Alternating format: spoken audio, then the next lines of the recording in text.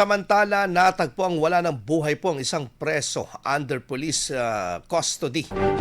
Matapos po umanong magbigti ito sa loob ng custodial facility ng pulisya sa Bugalyon, Pangasinan noong umaga ng Marso 15 ng taong kasalukuyan. Batay sa ulat ng pulisya, alas 6 ng umaga nang madiskubre ng isa ring person under police custody ang lalaking nakabigti sa loob ng palikuran.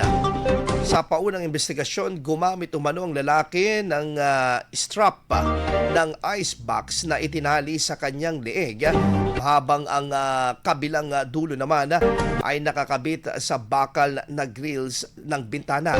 Agad namang responde ang desk officer at isang patroller na noon ay naglilinis ng paligid ng himpilan.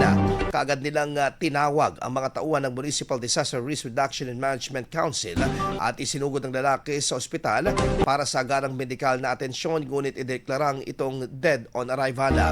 Nabatid na naaresto ang lalaki noong Marso 12 kaugnay sa reklamong pangahalay sa dalawang menor de edad at nakatakdang sumailalim sa inquest proceeding para sa dalawang bilang ng rape.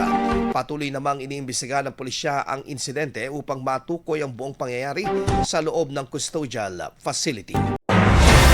IFM News. IFM News. IFM News.